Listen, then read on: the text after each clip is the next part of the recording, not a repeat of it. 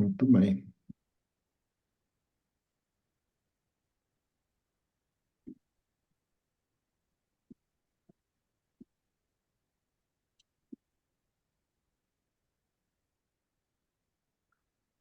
Então, na minha marcação estava aqui. Vejam se tem alguma coisa errada, que às vezes dá um chute aqui, mas eu acho que está certo. Seria na página. Não fala a página aqui do coisa, mas está 86 aqui no meu. Então vamos lá. Digamos que, no caso mais grave, tudo que é real, tudo que é relevante, tudo que é pessoal, original e criativo foi ocultado e não dá sinais de sua existência. Nesse caso extremo, o indivíduo não se importa se está vivo ou morto. O suicídio tem pouca importância quando esse estado de coisas está profundamente arraigado no indivíduo que, com frequência, não está ciente de como sua vida poderia ter sido, nem do que perdeu ou está perdendo, né? Então, vejam só como para o Winnicott, a ideia da criatividade é uma ideia vital, né? Justamente porque a questão de que quando se perde isso, né, a gente está cristalizado numa vida, que é uma vida dos outros, não é? E essa vida, então, não é uma vida que, nas palavras dele, é uma vida que vale a pena ser vivida, né? E aí ele continua. O impulso criativo pode, portanto, ser visto como uma coisa em si mesma, como algo necessário para que um artista produza uma obra de arte, mas que também está presente quando qualquer pessoa, bebê, criança, adolescente, adulto ou idoso, observa algo de maneira saudável ou realiza algo deliberadamente, seja fazendo uma sujeirada com as próprias fezes, seja prolongando o choro ou apreciar um som musical. Esse impulso está presente tanto no passo a passo da vida de uma criança pouco desenvolvida que se deleita com a própria respiração, como no momento em que um arquiteto descobre subitamente o que deseja construir e pensa no material que pode ser usado para que seu impulso criativo ganhe forma e o mundo possa observá-lo. Ou seja, aqui ele está mostrando como não é uma coisa assim de tão diferentona essa criatividade, não é necessariamente a criatividade do artista, né? Mas é a criatividade do brincar, do transformar, de transformar o mundo ao redor. Né? Então vamos prosseguindo, e quando chegar em alguma coisa nova, a gente comenta mais. Em muitas ocasiões em que a psicanálise tentou abordar o problema da criatividade, em grande medida ela perdeu de vista o tema principal. Analistas que se dedicaram a esse problema talvez tenham avaliado personalidades que se destacaram nas artes criativas e tentaram fazer observações secundárias ou terciárias, ignorando tudo o que se pode chamar de primário. É possível olhar para Leonardo da Vinci e fazer comentários muito importantes e interessantes sobre o relacionamento entre sua obra e determinados eventos que ocorreram durante sua infância. É possível fazer muita coisa ao vincular os temas de sua obra e sua tendência homossexual. Entretanto, essas e outras circunstâncias, comumente presentes nos estudos de grandes homens e mulheres, se desviam do tema que está no centro da ideia de criatividade. É inevitável que estudos de grandes personagens irritem artistas e pessoas criativas em geral, pois muitas vezes dão a impressão de estar chegando a algum lugar, como se fossem capazes de explicar por que tal homem foi tão importante e tal mulher conquistou tantas coisas. Mas a direção da pergunta está errada. O tema central ficou de lado, o próprio impulso criativo. A criação forma uma barreira entre o observador e a criatividade do artista. Claro, ninguém seria capaz de explicar o impulso criativo, e é pouco provável que alguém queira fazê-lo. No entanto, é possível estabelecer uma conexão muito útil entre a vida criativa e a própria vida, assim como é possível estudar como a vida criativa pode ser perdida e por que o sentimento individual de que a vida é real e significativa pode desaparecer, né? Uma das maneiras que essa vida criativa pode desaparecer né? É justamente aquilo que os autores winnicottianos, né, vão chamar, e aí o Christopher Bollas escreve bastante sobre isso, né? Sobre as normopatias, né? Essa coisa assim de como que a normalidade assim, a crença, né, nessa normalidade pode trazer justamente uma vida cristalizada, não é, e pouco criativa. Então, eu vou até. Não, eu entendi que eram dois requerimentos, eu vou preencher os dois. A minha dúvida é, Então, deixa eu fazer só uma coisa aqui. Eu vou para não esquecer de mostrar esse texto para vocês, eu vou deixar ele aqui, tá? Só um instantinho, que é o texto do Christopher Bollas que eu quero que vocês conheçam. Um momento.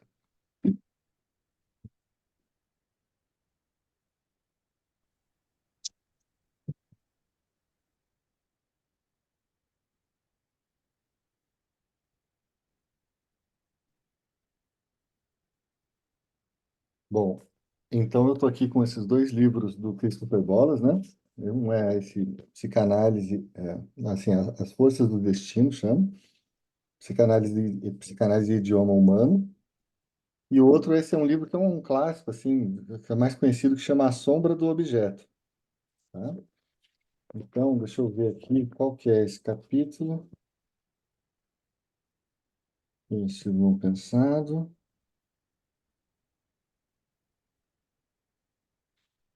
É o capítulo 8 que chama A Doença Normótica, na página 167.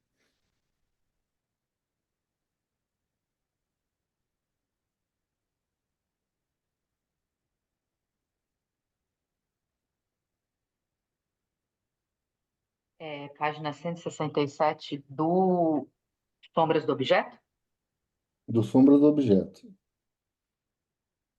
Se vocês puderem ler para para o nosso próximo encontro, eu acredito que a gente tenha esse PDF, né? Mas eu vou deixar aqui ele separado. Se a gente tiver o PDF, a gente pode até na próxima semana ler esse texto. Eu acho que seria bem interessante. A gente dar uma ampliada nessa ideia da doença normótica, né? Que é uma coisa assim meio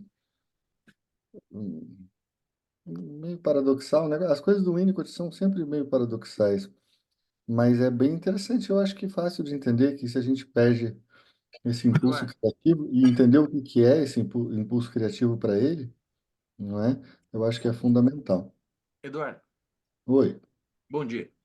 bom dia. Bom dia a todo mundo aí. Que página mesmo que você falou? Do Bolas? 167. Certo. Beleza. Valeu.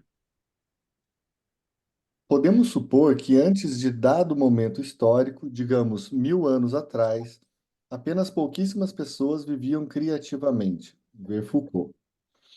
Para explicar isso, devemos concluir que, antes de determinado momento, apenas em caráter muito excepcional, homens e mulheres alcançavam o status de unidade no desenvolvimento pessoal. Antes desse momento, milhões de seres humanos ao redor do planeta jamais encontraram ou perderam, logo no fim da infância, o sentimento de serem indivíduos. Esse tema foi, esse tema foi parcialmente desenvolvido por Freud em Moisés e o monoteísmo, e é comentado em uma nota de rodapé que considera um detalhe muito importante na obra freudiana. Breasted o chama de o primeiro indivíduo da história da humanidade. Não somos capazes de nos identificar facilmente com homens e mulheres do passado que se identificavam de maneira tão profunda com a comunidade, com a natureza e com os fenômenos não explicados, como o nascer e o pôr do sol, raios e terremotos. Muita ciência foi necessária antes que os homens e mulheres pudessem se tornar unidades integradas em termos de tempo e de espaço, capazes de viver criativamente e existir como indivíduos. O monoteísmo surge no momento em que o funcionamento mental humano atinge esse estágio de desenvolvimento. Outra contribuição para o tema da criatividade veio de Melanie Klein. resulta do seu reconhecimento dos impulsos agressivos e da fantasia destrutiva desde os estágios iniciais da vida do bebê. Klein desenvolve a ideia da destrutividade do bebê, atribuindo a ela uma ênfase apropriada, ao mesmo tempo que dá destaque novo e fundamental à noção de impulsos eróticos e destrutivos como sinal de saúde. Então, aqui é uma coisa bem winnicottiana também, que ele está aqui atribuindo a Klein, mas a ideia é que os impulsos destrutivos são também um sinal de saúde, percebe? Quando a gente fala de pulsão de morte, em geral, e vocês sabem que o Winnicott não vai adotar claramente essa ideia de pulsão de morte, mas assim mesmo, a agressividade para o Winnicott, ela é extremamente parte, não é, daquele funcionamento vivo, não é? Tem a ver com a vida, porque a destruição, ela é uma parte também importante para essa criatividade, não é? E quem atende crianças vê o tanto que é importante para as crianças poder destruir, não é? Ela poder destruir para poder reconstruir, destruir, reconstruir. Ou seja, é esse movimento que é o movimento do brincar. Ele não é um movimento puramente construtivo, não é? O destrutivo é também bastante importante. Então a gente pode imaginar, né, a libido como esse tipo de energia de conexão com as coisas do mundo, não é? E aí a gente pode dividir a pulsão de morte em duas coisas, né? Uma, a agressividade que tende a testar a realidade dos objetos, então ele vai tentar destruir o objeto para ver se aquele objeto persiste, né? E aí a gente pode, inclusive, colocar dentro desse âmbito a sobrevivência do analista, mas a gente pode também pensar na pulsão de morte como aquela de dissolução, não é? Aquela que, por exemplo, que aparece no Mal-Estar na Civilização, do Freud, como um sentimento oceânico, né? Então, a pulsão de morte é importante para a criatividade, ela é fundamental para a criatividade, também. Então, aqui a gente está tratando, claro, o Winnicott não vai chamar de pulsão de morte, mas tudo bem. Vamos chamar então desses impulsos destrutivos, né? Um impulso destrutivo, que a gente não está chamando de pulsão de morte, porque nada tem a ver com morte para o Winnicott, e eu tendo a concordar, porque de fato é importante que a gente pense como que a destrutividade faz parte dos movimentos humanos, não é? De criação, enfim, e de criatividade, sobretudo, não é? Porque, veja, a criatividade, ela demanda também que você tome os símbolos tal como eles te são passados, você destrua esses símbolos e você recrie eles com os teus próprios termos. Aliás, a atividade analítica, se vocês pensarem, tem muito a ver com a destruição, né? A gente pode até chamar isso de desconstrução, mas no final das contas, o que a gente faz é talvez atacar aquele mundo que nos é dado pelo social, não é? Então, esse mundo que nos é passado, não é? De geração em geração, para que eu viva, então, de uma forma criativa, eu tenho que ser capaz de brincar com esse mundo. A gente já viu que um mundo que a gente toma como um mundo construído socialmente, esse mundo, então, ele pode ser reconstruído. Mas para que ele possa ser reconstruído, é preciso, em primeiro lugar, que ele seja interpelado, não é? E essa interpelação sobre a realidade objetiva, não é? Ou seja, eu olho para as coisas e digo, bom, mas por que que isso tem que ser desse jeito? E se eu destruísse isso e criasse de uma nova forma? Por exemplo, por que que os relacionamentos amorosos precisam ser desse jeito? E se eu destruísse as ideias que eu tenho sobre relacionamentos amorosos e reconstruísse? Percebem? Então, por aí a gente vê a importância vital da agressividade e da destrutividade, não é, entre os nossos impulsos. Tá bem? Ficou claro isso, gente? Eu acho que isso é tão importante. É uma coisa Sim, que é simples, mas é Claro, importante. Oi? Alguém quer comentar?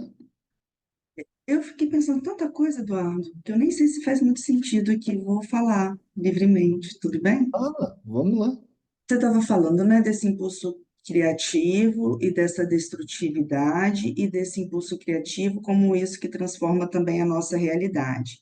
E aí você Uhum. trouxe, né, lendo aqui, esse primeiro homem traz o Moisés e o monoteísmo, e aí eu fiquei pensando, né, lembrei do livro do Harari, né, quando ele fala também dessa criatividade, né, o que que faz a pessoa sai lá né, com uma concha do Mesopotâmia e levar lá para não sei para onde. E os desenhos nessa criatividade de que existe algo para além e dessa transformação também do ambiente do macaco homem do macaco para o homem, sabe? De transformar a realidade, né? Que a gente está aqui, né, com prédio, com edifício, com toda essa tecnologia, que foi uma transformação do ambiente para que a gente possa sobreviver, né? Fiquei Uhum, pensando nesse instinto. E aí eu também fiquei pensando da criatividade a partir da dor também. Não sei se seria algo como tipo uma sublimação, sabe? De você criar da dor, daquilo que te angustia, você produzir algo, sabe? Criativo com aquilo. E aí eu não claro. sei se enquadra em algum momento nisso também, sabe? Eu acho que sim. Inclusive, na verdade, a gente precisa parar, né, na psicanálise de ter essa caretice, né, de achar que os nossos pacientes eles precisam estar sempre bem, precisam estar sempre felizes, né? Às vezes eles saem angustiados, mas a angústia ela é importante, né? Ela está movimentando uma série de questões. Então, assim, às vezes nossos pacientes saem angustiados da sessão. E quantas vezes a gente tem o impulso de querer deixar esse paciente assim um pouco mais organizado, né? De querer dar um fechamento para a sessão no sentido de, poxa, saia daqui com uma ideia interessante que você vai sair sorrindo e vai dirigindo para casa no seu carro pensando, olha que legal que foi essa sessão. É ótimo quando isso acontece, mas também é ótimo quando não acontece, não é? Porque o paciente sai às vezes angustiado e ele precisa se haver justamente com a falta, né? E aí a gente pode trazer o melhor que tem no Lacan, justamente que é essa ideia de se haver com a falta, né? É claro que o Lacan vai ver a pulsão de morte de uma forma bem diferente, né? E vai dar outro tratamento para isso, mas o que a gente pode entender de interessante é que esse chegar perto do abismo, né? Esse encontro com o real, não é? E na sua falta, né? Naquilo que ele tem de faltoso, justamente. Bom, isso é importantíssimo para que haja criatividade, certo? Quando a gente vive assim no mundo dos ideais, né, eu estou vivendo para buscar o meu ideal do eu, que é uma introjeção, não é, que do mundo dos meus pais, do mundo pensado pelos meus pais, aquela coisa, ou pensado pelo ambiente ao meu redor. Tudo bem, mas se a gente não, de certa forma, também não destruir esses ideais, e eu acho que é importante muita destruição na vida do ser humano, e isso é muito humano, que a gente tenha que destruir para poder também construir alguma coisa no lugar, não é? Porque enquanto a gente se encontra cristalizado nos ideais que são dos outros, a gente não é capaz, porque veja, a gente não se livra dos ideais, mas a gente pode reconstruir esses ideais nos nossos próprios termos. E é essa atividade que eu chamaria, assim, de uma forma talvez mais interessante de elaboração, não é? A elaboração é uma reconstrução simbólica em termos que tem a ver com a nossa subjetividade, né? De tal forma que a gente não esteja sempre se dobrando ao outro, né? É aquilo que o Spinoza ia chamar assim, é o momento em que a gente encontra algo de liberdade no meio dessa vida, que assim, a liberdade é só um ponto de vista, mas essa liberdade seria quando nós somos causa adequada daquilo que sucede. Ou seja, a gente não é só um lugar de passagem do discurso do outro, mas também é um lugar de transformação. E essa transformação demanda tanto destruição como reconstrução. Bem, então eu acho que aqui vai algo de importante, tá? Aquela Alguém? velha frase, né, professor? Né, Uhum. tem que, para fazer o omelete, tem que quebrar os ovos, né? Se não quebrar, não tem como fazer, né? Boa, é isso. Tem que quebrar, e às vezes é tão difícil, né? Ainda mais quando os ovos não são só ovos, quando são coisas difíceis. Por exemplo, a ideia do que eu gostaria para meus filhos. Ah, eu queria que eles fossem, né, fazer tal faculdade, que eles fossem se casar com tal pessoa. Bom, tudo bem, isso faz parte dos seus ideais. Mas espera aí, você não é seus filhos, e talvez esses ideais que te sejam tão caros sejam justamente os ovos que precisam ser quebrados, então, nesse caso aí, né? Então, gente, me parece muito interessante, né, essa ideia da destrutividade como assim, uma coisa de vida, né? E aqui o Winnicott continua, ele fala, as afirmações de Klein incluem os conceitos de reparação e de restituição. Contudo, em minha opinião, a sua em minha opinião, sua importante obra não chega até o tema da criatividade propriamente dita, e assim pode ter facilmente o efeito de tornar obscuro o ponto principal, que para ele é a criatividade, né? No entanto, precisamos recorrer à obra dela para compreender a centralidade do sentimento de culpa. Por trás dessa noção está o conceito freudiano básico da ambivalência como aspecto da maturidade individual. Gente, tá vendo como eu falo para vocês como é importante a gente estudar Klein para daí estudar o Winnicott, não é? Porque muita gente pula Klein e vai para o Winnicott. Eu acho que não é uma boa coisa, porque o Winnicott, principalmente dessa época do Brincar e a Realidade, já está dando muita bola para Melanie Klein, entende? Então, aqui fica interessante a gente saber o que que passou pela Klein. E vocês que estão fazendo os cursos aí da Klein percebem o tanto que isso está presente. Então, a saúde pode ser analisada em termos de fusão, impulsos eróticos e destrutivos. E isso torna mais urgente do que nunca o estudo da origem da agressão e da fantasia destrutiva. Durante muitos anos, a metapsicologia psicanalítica pareceu explicar a agressão com base na raiva. Olha só, ele está fazendo aqui uma distinção, né? A agressão não precisa ter a ver com a raiva. Vamos ver como é que é isso. Sugeria a ideia de que tanto Freud como Klein se desviaram de um obstáculo nesse ponto e refugiaram-se na hereditariedade. O conceito de instinto de morte poderia ser descrito como uma reafirmação do princípio de pecado original. Tentei demonstrar que, dessa maneira, Freud e Klein evitaram a plena implicação da dependência e, portanto, do fator ambiental, né, do fator ambiental. Se dependência realmente significa isso, então a história individual do bebê não pode levar em conta apenas o bebê. Ela também deve ser explicada em termos da provisão ambiental que atende às necessidades de dependência ou falhas em atendê-las, né? E aqui a ideia da dependência, porque veja só, a gente pode dividir os seres, né, entre o ser da dependência, né, e da necessidade, do ser do desejo, não é? E o ser do desejo, ele é completamente diferente. Se você está na necessidade, você não está no desejo. Quando a gente fala de patologias não neuróticas, a gente está falando de patologias que estão ligadas à necessidade, ao ser da necessidade, e ao ser da dependência, mas da dependência absoluta, não da dependência relativa que todos nós preservamos, percebe?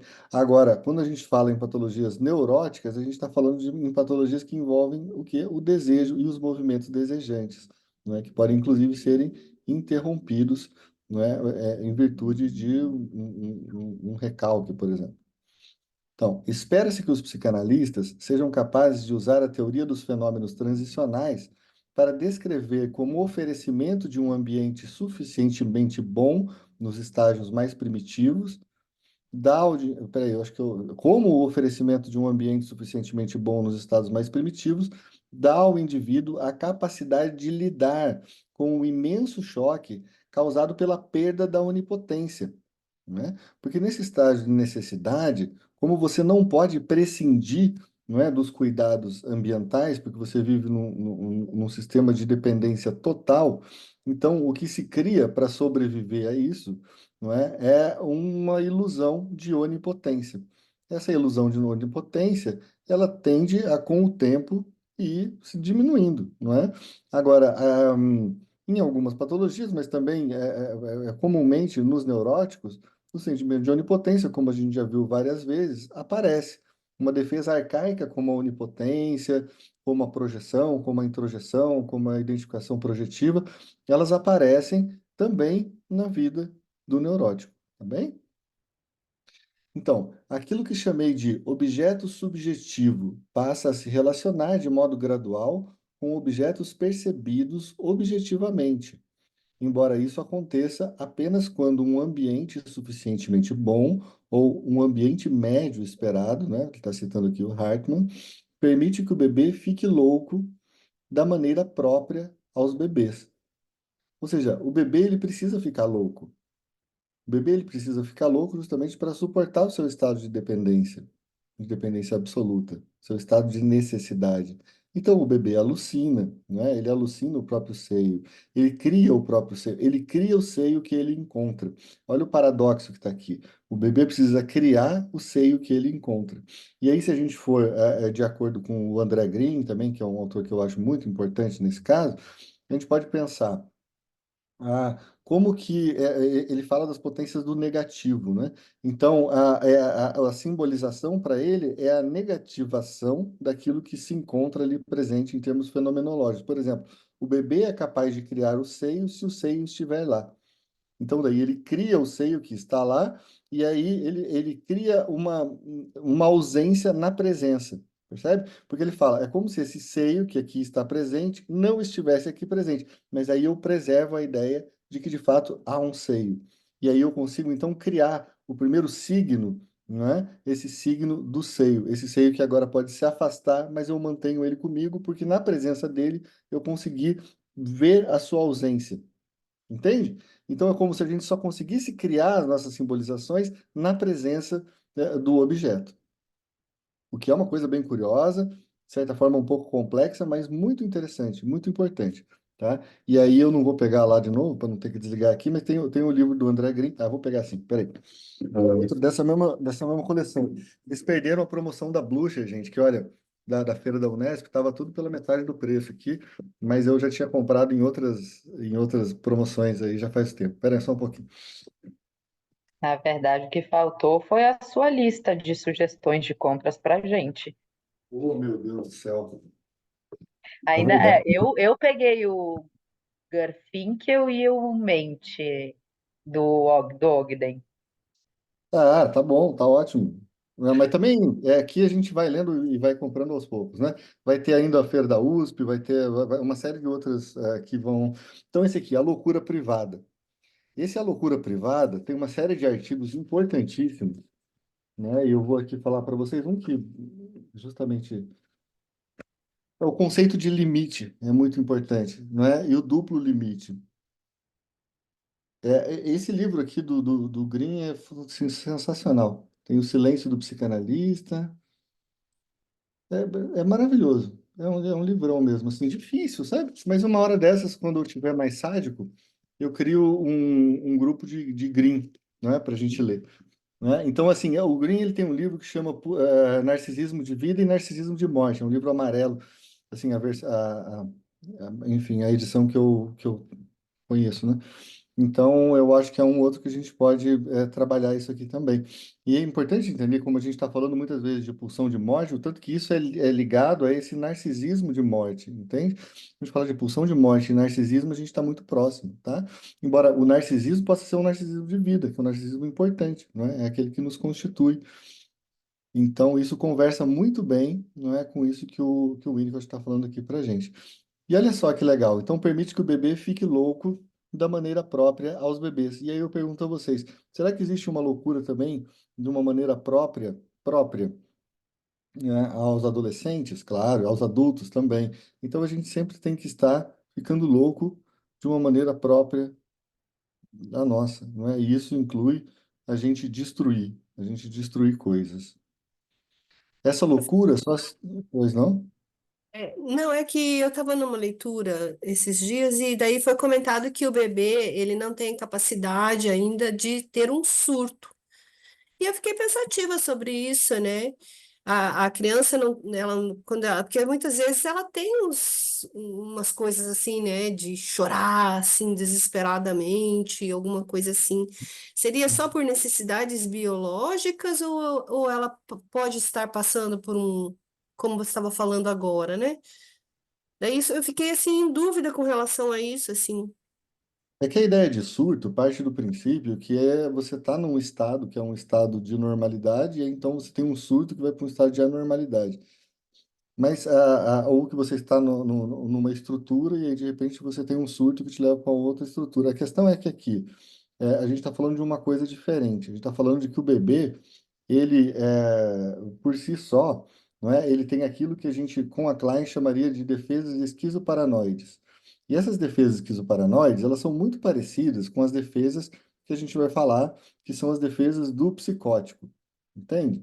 Então, o que ele está querendo falar aqui como louco é como psicótico. tá? Então o bebê, ele psicotiza muito. Por quê? Porque as defesas do bebê são defesas... E assim, é claro, daí entre aspas, psicotiza muito.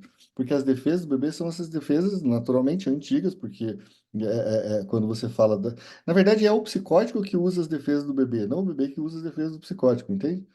O bebê, ele está num estado normalmente louco, entende? Normalmente louco. Por que normalmente louco? Porque ele está ali o tempo inteiro criando isso que a gente vai chamar de loucura, não é? Mas para ele é o estado natural dele, não é? O estado natural dele é, por exemplo, alucinar. O bebê alucina, né? Então, tudo bem, né? Ele precisa alucinar. E nesse ponto é importante. Ô, Eduardo, Pois não? se eu estou entendendo, esse alucinado bebê, porque a gente está vendo aqui no Winnicott, é a produção da linguagem, né? É justamente isso, quando tem o seio, aí ele consegue imaginar, ele consegue, ele cria esse seio, que como você falou, é o negativo da presença Isso, desse seio. Esse isso. seria, por exemplo, um fenômeno alucinatório, né? Que é a criação da linguagem, né? É o nome das coisas, né? É a representação das coisas. Esse É, a fenômeno criação, isso, é a criação do signo, né? é a criação do Então, signo e a criação da linguagem. Assim, não sei, me parece. pode ser, é que você não precisa ter só signos que são simbólicos, entende?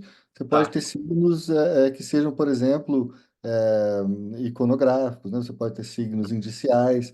Então, não necessariamente isso faz parte da linguagem, mas aí vocês que são das linguagens aí podem talvez me ajudar. Eu acho que não necessariamente precisa ser uma alucinação da linguagem, até porque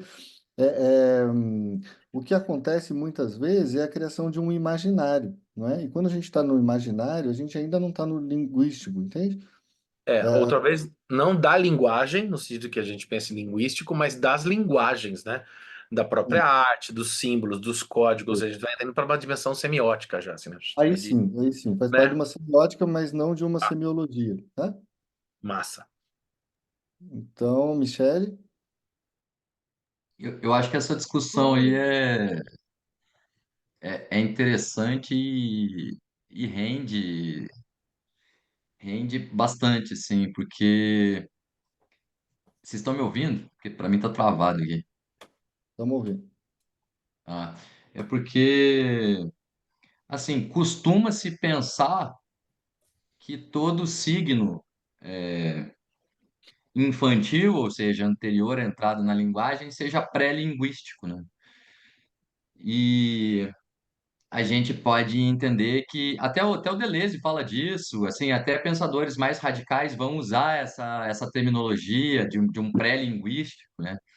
Mas tem vários pensadores que questionam essa ideia de que os signos são pré-linguísticos sempre, na medida em que você parece que está dando um sentido utilitário para alguma coisa que é da ordem de um delírio, ou seja, de uma possibilidade de pensar para além da linguagem, né, funcional. Então, assim, essa desfuncionalização, acho que talvez seja importante para entender que esse além signo, até a ideia de signo me parece um tanto careta já hoje em dia, assim.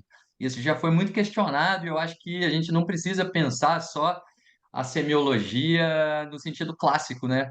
Mas pensar também que todo signo também é insignificante, no sentido de que existe no signo sempre uma opacidade, e, claro, em toda opacidade, alguma possibilidade de devir signo no sentido tradicional, né?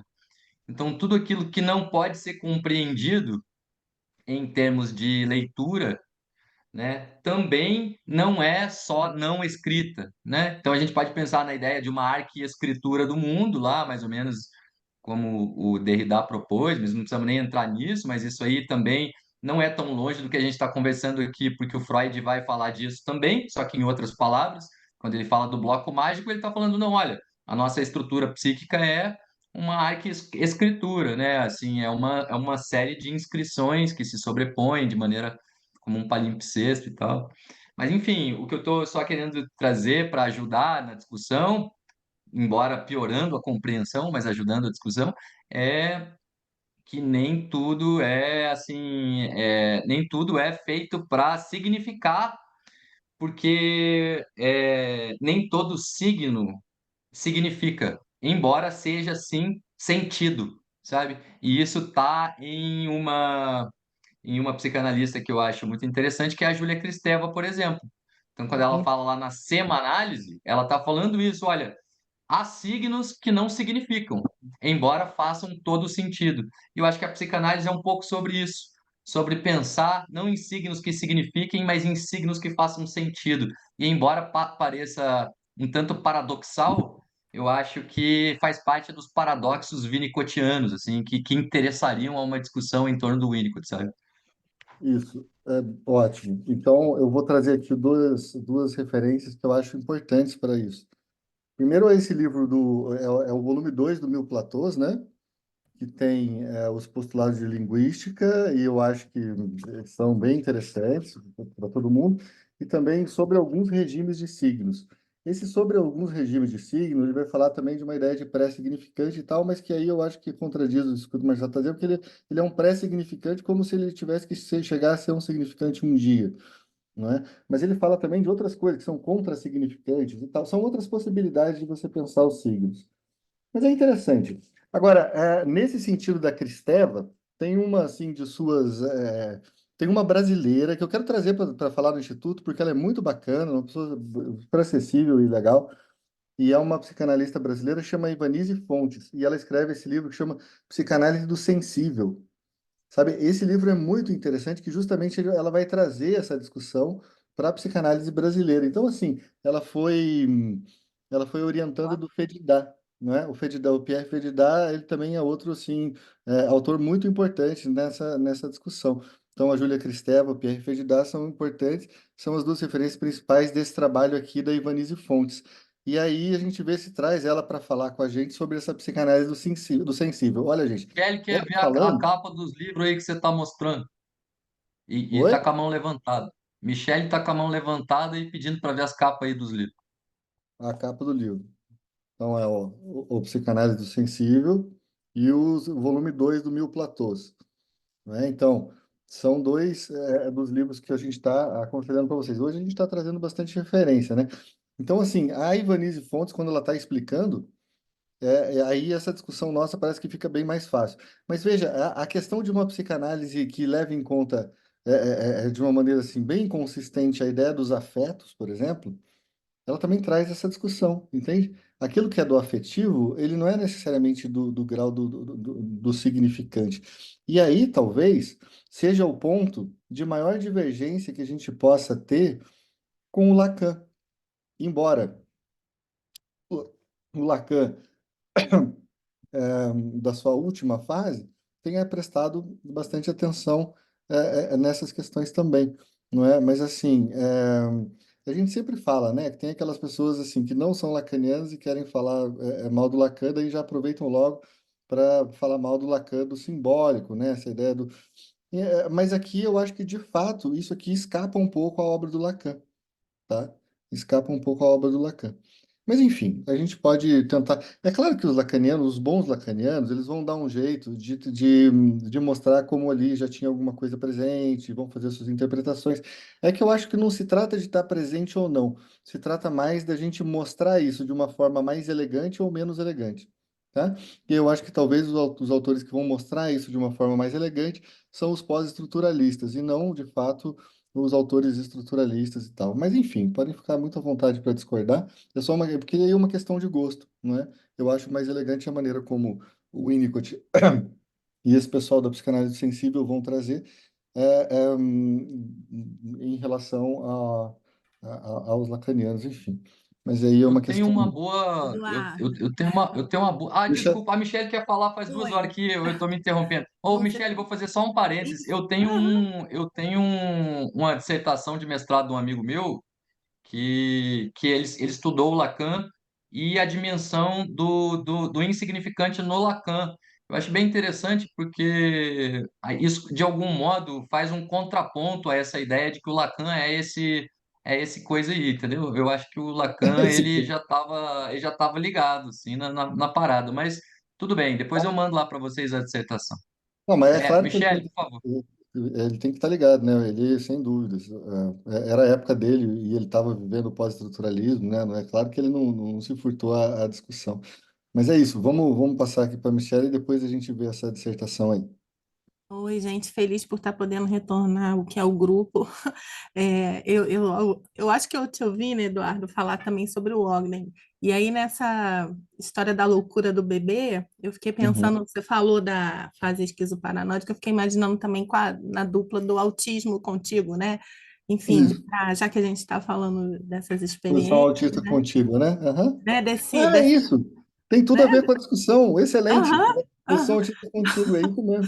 E aí fiquei, pois é, eu lembrei disso, assim, né, desse encontro, né, que é um teórico, assim, dessa construção desse lugar, dessa loucura, seja do bebê, do adolescente, do adulto, dessa necessidade do contorno do outro.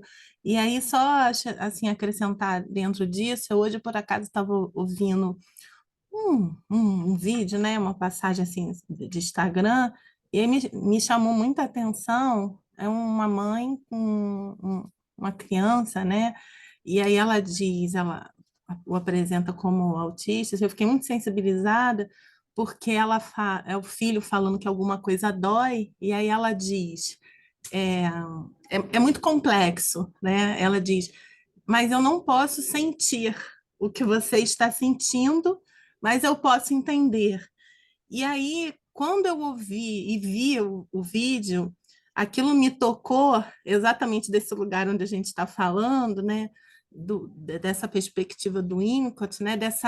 Daquela certa loucura, né? Do quanto a gente precisa, enfim, elaborar esse sentir, esse perceber para poder fazer aquilo de alguma forma se tranquilizar e poder caminhar, né? Enfim, não sei se eu já estou aqui avançando no que a gente está falando, mas assim, desse estágio que você tem que dar ali misturado para poder dar algum sentido para aquilo que ele estava tentando comunicar, né? Uma dor que ele estava Isso. tentando comunicar. Mas tem uma Obrigada. coisa interessante aí, sabe? É uma coisa, Michele, que eu fico pensando assim.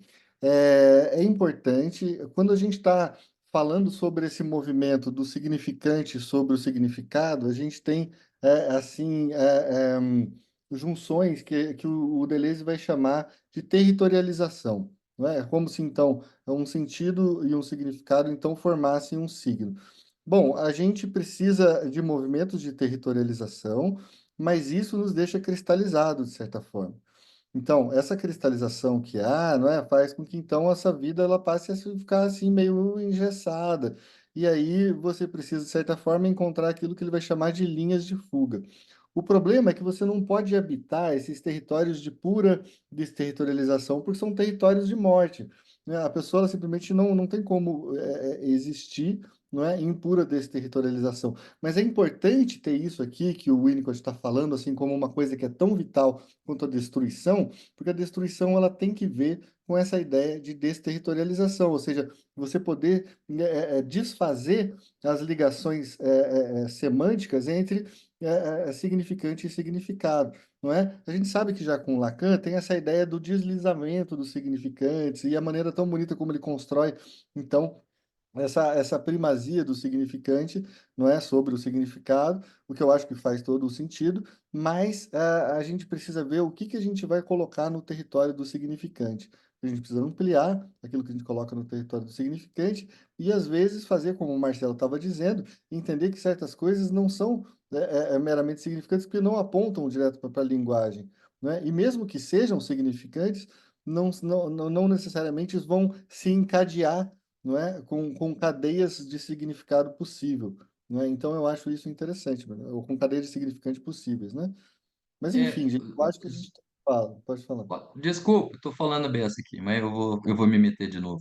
Não, é porque essa ideia de linhas de errância do Deleuze lá com Guattari, esse troço eles tiram lá do Fernand Deligny, num livro dele chamado Aracniano, inclusive tem em português o Aracniano e outros textos. Eu tenho em PDF, se não tiver na biblioteca lá que a Yassi está montando lá, eu mando para ela põe lá também. Mas é um texto muito interessante, porque justamente o Deligny era um cara que tratava autistas, né? Crianças autistas. Os caras deixavam as crianças lá na chácara dele e ele começou a fazer ao contrário do que seria uma tentativa topológica, assim, de situar a mente do autista em algum lugar e perceber uma estrutura ali, ele começou a, de algum modo, perceber o comportamento corporal mesmo dessas crianças lá na propriedade rural que ele tinha e a desenhar isso que são antimapas, mas que são linhas que parecem teias de aranha, assim, porque de algum modo elas têm uma certa circularidade, então as crianças vão, vai, vem. Aliás, os desenhos são muito bonitos, eles são até esteticamente interessantes, assim, potentes, e aí o Deligny é justamente esse cara muito crítico de uma tentativa de enquadrar a mente autista, né, a psique autista dentro de uma concepção topográfica, né? Acho que até por isso essa galera toda francesaiada lá dos anos 60 vão preferir a ideia de um tropos, né? Assim, a ideia de alguma coisa que se move, pensar, sei lá, numa tropografia, né? Que é uma anticartografia, do que pensar tudo em termos de topologia. E aí isso ajuda a gente a se orientar nesse pensamento do que faz sentido, ou seja, não é sem sentido, só não é significante dentro de um determinado lugar, dentro de um determinado traçado, que é o traçado, sabe, de um topos psíquico que a gente estabelece e espera que todo mundo se enquadre ali. Então, acho isso bem legal, assim, para discussão. Não, é muito bacana. E a gente não pode esquecer que nos capítulos atrás, eu acho que 2 capítulos atrás, o Winnicott estava falando justamente sobre a importância do nonsense na psicanálise, né? E a importância da gente aceitar o nonsense dos nossos pacientes sem trazer as nossas próprias angústias de querer enquadrar, não é, aquele discurso do paciente em alguma rede de sentidos nossa, que seja essa rede de sentidos muito própria da psicanálise, e tentar já encaixar sempre o Édipo, tentar encaixar já sempre todas enfim, todas as nossas os nossos cacuetes, né, de analistas e tudo mais, e talvez deixar-se viajar um pouco mais com esse mundo que às vezes é um mundo totalmente do nonsense, né? Mas às vezes é um mundo do nonsense, mas que te leva, não é, para para essa anticartografia aí que o Marcelo está falando. Eu acho muito bacana. E, aliás, o livro do Deligny, eu tentei comprar ele ontem e não consegui porque está esgotado o maldito do livro na N-1 e na Amazon também e tal, então eu não consegui. Se vocês souberem de algum lugar que está tendo o Aracniano aí, eu estou interessado, tá bom? Então vamos lá. Marcelo, compartilha. Então o PDF a gente tem, isso aí a gente compartilha, mas eu queria ele físico, né? Porque eu gosto de estar com ele físico. Mas vamos lá. Então, revelamos que os indivíduos podem viver criativamente e sentir que vale a pena viver a vida, ou, então, que são incapazes de viver criativamente e têm dúvidas sobre o valor da vida. A variabilidade nos seres humanos está diretamente relacionada à quantidade e à qualidade dos ambientes oferecidos logo no início ou nas primeiras fases da experiência de vida de cada bebê. Ainda que os analistas façam um enorme esforço para descrever a psicologia do indivíduo e os processos dinâmicos do desenvolvimento e da organização defensiva, bem como para incluir o impulso e as pressões instintuais, né, seria drive, mas aí a tradução dos franceses seria para pulsão, né? Que eu acho que até é mais interessante. Nos termos do indivíduo, nesse ponto em que a criatividade passa ou não a existir, ou alternativamente é perdida, os teóricos devem levar em conta o ambiente, pois nenhuma afirmação sobre o indivíduo, como um ser isolado, seria capaz de alcançar o problema central da fonte da criatividade. A essa altura, é importante destacar uma complicação especial, oriunda do fato de que, embora homens e mulheres tenham muito em comum, eles também são distintos. Obviamente, a criatividade é um dos denominadores comuns, algo que ambos compartilham, assim como compartilham a angústia pela perda ou falta da vida criativa. A seguir, propõe o exame do tema a partir de outro ângulo. Então, ele vai falar aqui elementos masculinos e femininos. Eu acho que aqui a gente já podia parar nesse ponto, mas eu gostaria de perguntar, sobretudo para o pessoal mais lacaniano, como a IACI, por exemplo, o que que vocês acham, não é? Porque a gente está aqui fazendo uma grande viagem, e aí eu gostaria de ver como é que isso é deglutido por vocês. Isso, como é que pega? Como é que isso, para um leitor de Lacan, como que esse tipo de discussão atravessa? Pelo menos, assim, no primeiro contato, não é? O que que vocês acham? Eu sou muito simpática ao Winnicott, assim, eu gosto da forma como ele escreve, e para mim isso é super importante. Eu gosto, de como ele expõe as ideias e eu não acho que é uma coisa incompatível. Eu realmente acho que algumas coisas, acho que talvez tenha uma confusão de línguas, né, entre o Winnicott e o Lacan, mas eu acho que, assim, para mim é mais fácil o Winnicott do que Klein, por exemplo. Eu entro muito mais na dele do Uhum. que na da Klein. Para Hum. mim tá bem legal, assim. Ai, que bom, que bom. Pois é, o que eu acho que tem tem uma diferença essencial aí. Eu acho que o Winnicott, ele, assim, ele também é um excelente escritor, né? Ele é um bom escritor, assim, é cativante, né? É um cara que e a Klein, ela tem umas questões que, assim, ela é muito a pessoa da clínica mesmo, ela traz a prática clínica, ela talvez não seja assim, não tem uma interface tão simpática, porque ela fala em muito psicanalitiquês, ela cria uma, assim, uma série ela cria uma terminologia muito própria, né? Enquanto que vocês notam que o Winnicott, ele traz as palavras no seu sentido, às vezes, do senso comum mesmo. Então, eu acho que isso ajuda, né? Enfim, eu acho mais fácil também ler o Winnicott, sabe? Mas se você pega os textos, por exemplo, da psiquiatria à psicanálise, aí você tem um Winnicott mais casca grossa, assim, sabe? Um Winnicott, assim, ele sendo mais psicanalitiquez, assim, sabe? Então, enfim, não é? Mas eu também acho que é compatível, é como eu falei para vocês. Eu acho, assim, que eles estão respondendo a perguntas diferentes. Eles estão tentando dar respostas para coisas diferentes. Por isso, não é, a gente fazer algumas traduções, às vezes a gente perde muito na tradução. Então, o que eu acho interessante é que a gente entenda, tem um mundo do Lacan, tem um mundo do Winnicott, e às vezes, bom, e tem o mundo dos pacientes, e o mundo dos pacientes, cada um é um mundo, não é? Ou vários mundos, não é? Então, o que eu acho interessante é que quando a gente começa a dominar alguns sistemas de pensamento, a gente tem mais ferramentas para a gente poder oferecer aos pacientes.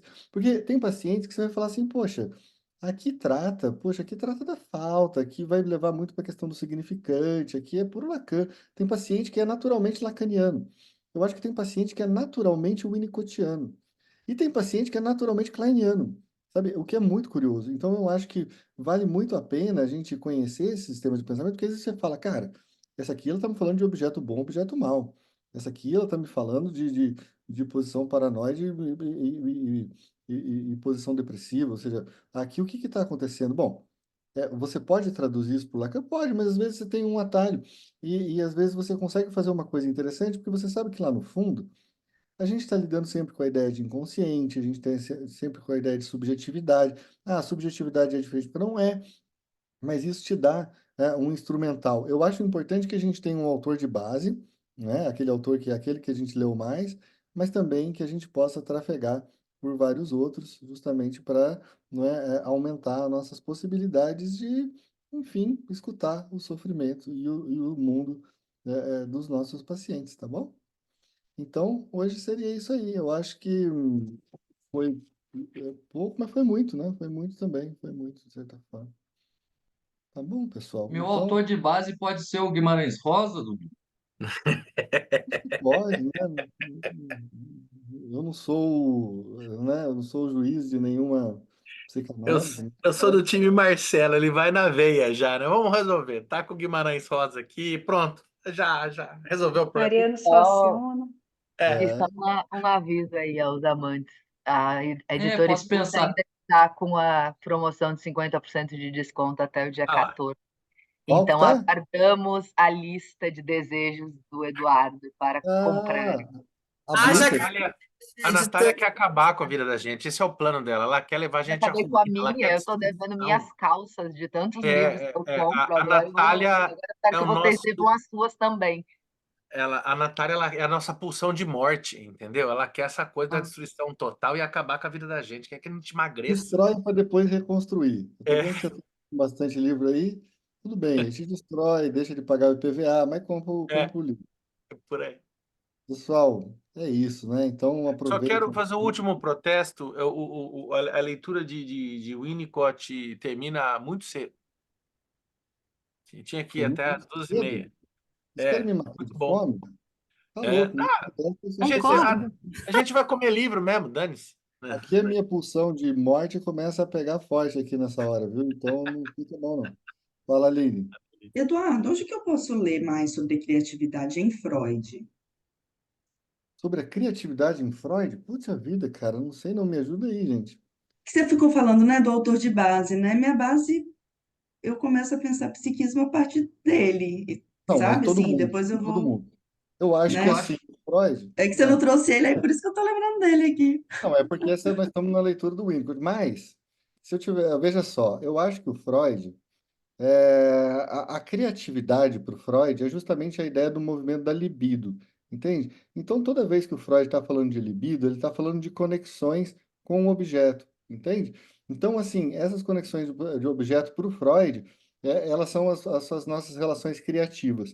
Só que o Freud, ele não considera a pulsão de morte necessariamente como criativo, entende? Porque a pulsão de morte é o desfazimento das relações libidinais. Entende? Então, o que ele está trazendo diferente é porque o Winnicott está falando, olha, eu acho que a Klein e o Freud, eles deixaram passar assim, uma atenção maior à história da criatividade, sabe? É o que ele está falando aqui, entende? Não é que eles não trataram do tema, é que eles chamaram de outras coisas, né? Eles estão tratando, assim, dessa relação amorosa, né, com o objeto, né? Então, assim, essa relação libidinal com o mundo lá fora, né? Ao invés de com o mundo interno, que seria do narcisismo de morte. Tá bom? Fala, Eu Fábio. queria só. Ah, Ó, fala, Fábio, depois eu falo. não, rapidão aqui, só sobre essa questão do Freud, tem eu acho que tá lá na biblioteca IB/Yaci, o nosso, o que tem da autêntica arte, literatura e os artistas, que Ah, seria esse que eu estava pensando. É. e tem um começo massa aqui, que é o texto do Hernani, né, para variar, e tá aqui, o paradigma estético, né? Ele começa, ó, os textos aqui reunidos, à exceção daquele sobre a gradiva de Jensen e do famoso texto do Heimlich, ou seja, se pegar esses textos, sendo mais material aqui, né? Pegando o gradiva de Jensen, que eu não lembro onde é que tá. Não, a Autêntica vai publicar o do gradiva, né? E um Não, Heimlich, que é o o azulzinho, texto assim, sim, sim. O aí Gradiva tem na Companhia das Letras, na esses livros. companhia, né? Aí, assim, é óbvio que não dá um paradigma, assim, para pensar a questão estética no Freud, mas é óbvio que, é como o Eduardo colocou, né? A questão da pulsão vai muito mais E além. ele fica bem doidão nesses textos, é interessante mesmo. Tem um texto aqui que eu acho que é até pouco comentado, ou não sei lá se é pouco comentado também, sou um grande especialista, mas que é uma lembrança de infância de Leonardo da Vinci, que eu acho um É testaço, justamente porque ele amava o Leonardo, né? é, E é um mas texto muito criativo, inclusive. é o que o Winnicott estava criticando nesse texto, vocês não lembram? Aquela que ele falou assim, olha, o Freud deu sim super atenção em pensar os artistas e a criatividade. Aliás, aos artistas e a criação, mas ele deu pouca atenção para o fenômeno da criatividade, entende? É isso que ele está dizendo. Ele está falando assim, o Freud vai lá, pega o Leonardo da Vinci, extrai dali uma série de coisas interessantes, fala sobre a personalidade do Leonardo da Vinci, a infância dele, a coisa da homossexualidade, mas ele não está falando exatamente sobre o fenômeno da criatividade, entende? Então a questão é essa, do que o Winnicott traz para a gente hoje, né? Fala, Michele. Não, a dúvida exata, acho que você me respondeu, que eu ia tirar agora com essas indicações, eu fico sempre com a questão que a criatividade é, Michele, tá dando uma cortada aqui. Peraí, vamos ver se Fecha volta. teu vídeo, fica só com áudio. é, dá para ouvir? Tenta aí. Dá para ouvir? Tá dando umas cortadinhas, mas vamos ver. Vai falando aí. Eu acho que vocês não estão me ouvindo. Agora estamos. Tá Ah, ótimo. então tá. A pergunta que eu ia fazer, eu acho que você começou a responder, porque com a indicação dos colegas, eu fiquei pensando, né? do que eu estudei em Winnicott e quero ainda aprender mais, é que a questão da criatividade não tem a ver com o artista, mas com endereçamento para a saúde, né? Então, essa foi a minha dúvida, né? Se a gente pensar a arte, né? A gente está nessa ideia da criatividade do Winnicott, ou não necessariamente, entende? Foi por isso que eu levantei a mão, assim, porque isso pode confundir um pouco, né?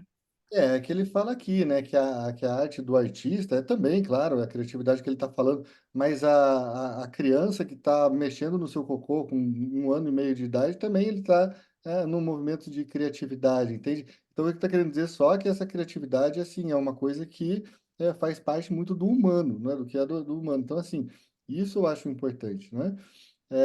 Ele dá uma viajada no momento em que ele fala ali dos povos assim mais primitivos e tal, e aí eu não entendi essa parte, eu pulei e preferi não comentar, porque não sei. Mas eu acho que. E daí ele cita o Moisés e o monoteísmo, que aliás é um texto do Freud que não é um texto que eu enfim, transito muito. Então, é isso, pessoal. Ele de fato é uma coisa que Mas, está por todos nós. Hum. mas esse negócio do Winnicott aí, ele até tem razão e o Hernani comenta lá, o Fábio falou do texto do Hernani, mas o Freud tem um outro texto que está nesse livro, que é O Poeta e o Fantasiar, onde ele vai falar abertamente que o poeta e a criança, de algum modo, coincidem, assim, sabe? O que é extremamente winnicottiano, eu acho, sabe? Essa ideia de que o poeta é aquele que brinca e de que a criança é poeta ao brincar. Aí ele faz algumas diferenciações, mas essencialmente ele bota isso no mesmo plano, sabe? A infância como alguma coisa que é brincar com a linguagem, inclusive com o que não é linguagem, e o poeta também, aquele que brinca com a linguagem para chegar no que não é linguagem, ou seja, numa infância da linguagem, em alguma coisa que, bom, enfim, essas coisas estão no Freud, né? Essas intuições, pelo menos, estão no Freud. Talvez ele não tenha exaustivamente trabalhado como o Winnicott depois trabalhou, mas está ali, assim, o velho era foda. Muito bom. Na vida não dá para pensar em tudo, né? Chega uma hora que a produção acaba, a pessoa acaba. Mas pensou em bastante coisa. Pois é, legal, que bom. Que bom que teve muita contribuição aí, porque eu achei que hoje ficou extremamente rico, assim, esse encontro. Que bom, pessoal. É isso, vamos almoçar, né? Muito bom, gente. Gratidão. Então, boa semana e final de semana. Até mais. Até mais, Valeu! gente. Tchau, tchau. Tchau, pessoal. Tchau, tchau.